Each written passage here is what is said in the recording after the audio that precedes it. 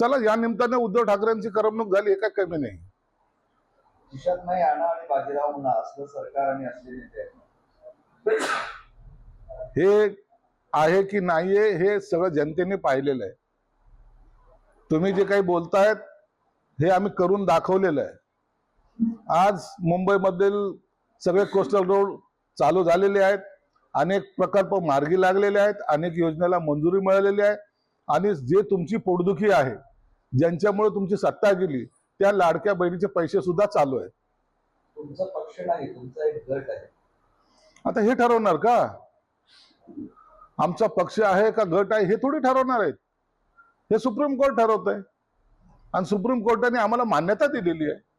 त्या बेसवर आम्ही लोकसभा लढलेली, त्याच बेसवर आम्ही विधानसभा लढलेली. मग आता पक्ष कुणाचा, नाव कुणाचं, हे जेव्हा इलेक्शन कमिशनरने आम्हाला दिलेलं आहे, सुप्रीम कोर्टाने दिलेलं आहे, आणि त्या आधारावर जर तुम्ही लोकशाही मानत असाल तर, राज्यघटना मानत असाल तर, बाबासाहेब आंबेडकरांनी लिहिलेली राज्यघटनेवर तुमचा विश्वास असेल तर पक्ष आमचा आहे, तुमचा गट आहे, हे सुप्रीम कोर्टाने स्पष्ट केलेलं आहे.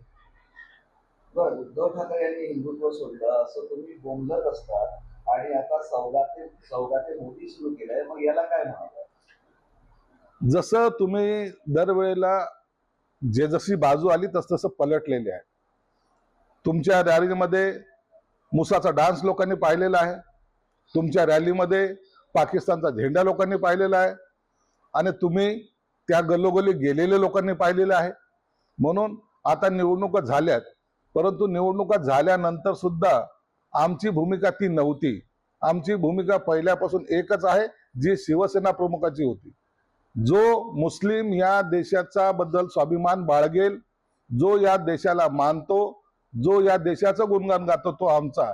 म्हणून आम्ही कुणाबरोबर जर असं या भाषेतून जर बोलत असेल तर त्याला जातीवाद म्हणत नाही. तुमच्यासारखे आम्ही इतरांकडे झुकलेलो नाही ना, कुठं त्यांच्याकडे जाऊन लावून त्यांना नमस्कार केलेला नाही. ते असं म्हणाले की पटेंगे तो कटेंगे. आता मंगळसूत्र धोक्यात आहे, हिंदूचे रक्षण कोण करणार, असे मुद्दे आणून निवडणुका लढवल्या आणि आता मात्र सौगात आठवते. आम्ही हिंदूचं रक्षण करण्यासाठी नेहमी कटिबद्ध आहोत. कोणी त्यांच्याकडे वाकडा वेळा करून पाहिला तर त्या काढायची ताकद आमच्यामध्ये आहे, याची चिंता तुम्ही करू नका. तुम्ही फक्त पाकिस्तानचा झेंडा घेऊन डान्स करा, आम्हाला ते शिकवू नका. आता जर तुम्हाला त्यांच्याबद्दल जर घृणा असेल तर तसं स्पष्ट सांगा, परंतु जेव्हा इलेक्शन येतं त्या टायमाला हातात हात घालून फुगड्या खेळणारे तुम्ही आम्हाला हिंदुत्व शिकवण्याच्या भानगडीत पडू नये. बटेंगे तो कटेंगेच काय? बटेंगे तो कटेंगेच. हा देश वाटला गेला नाहीच पाहिजे. जर वाटला गेला तर एकत्र राहणार नाही, तर कटणारच. ही भूमिका आजही आमची आहे. म्हणून बटेंगे तो कटेंगे हे जे काय मोदी साहेबांनी बोललेलं आहे त्यावर आम्ही ठाम आहोत.